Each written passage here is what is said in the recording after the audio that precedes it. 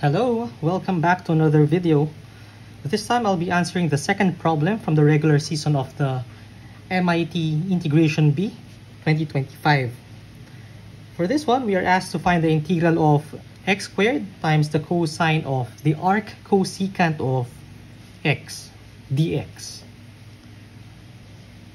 Now this one is meant to be challenging in a way if you're not familiar with trigonometric identities.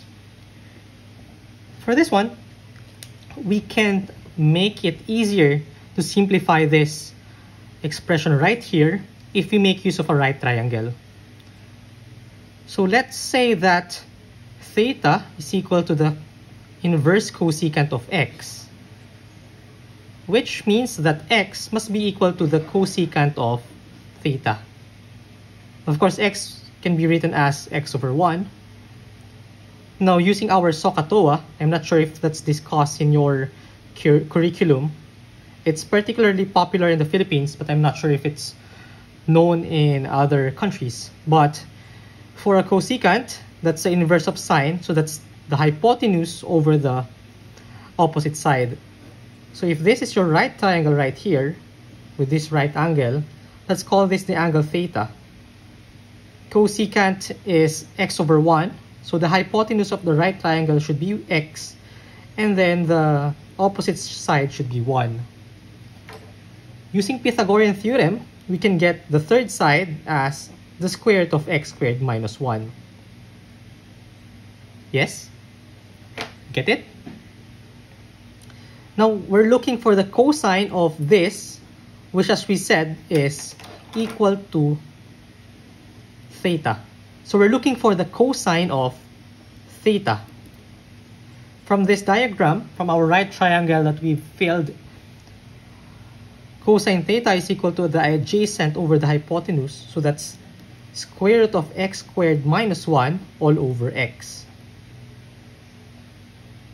So our integral becomes the integral of x squared times square root of x squared minus 1 all over x, which we can simplify as just the integral of x times the square root of x squared minus 1. For experienced integrators, I think this is pretty straightforward at this point. But for the sake of discussion, let's look at the step-by-step procedure on how to answer this one.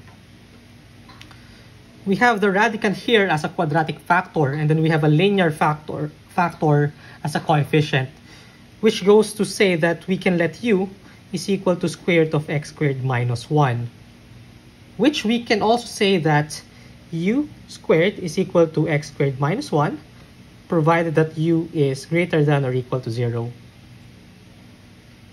I like doing this way because if I get the differential elements, I get something that is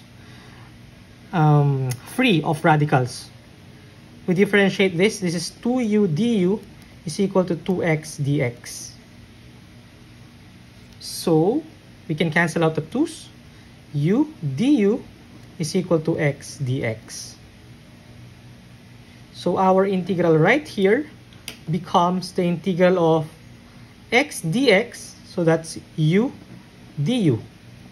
Then square root of x squared minus 1 is just u by our substitution, which is equal to the integral of u squared du, which by the power rule is u cubed over 3 plus the integration constant c. Lastly, we just put back x. This is our expression for u in terms of x. So this is just the square root of x squared minus 1 cubed over 3 plus c. And that's our final answer. So this one is equal to square root of x squared minus 1 cubed over 3 plus c. Okay? So this is pretty easy, I think, if you're quite familiar with the identity or the right triangle formulation here. So that's it for this video. If you have any questions, violent reactions, or alternative solutions, just let me know in the comments. Thank you for watching and see you on the next one. Bye-bye.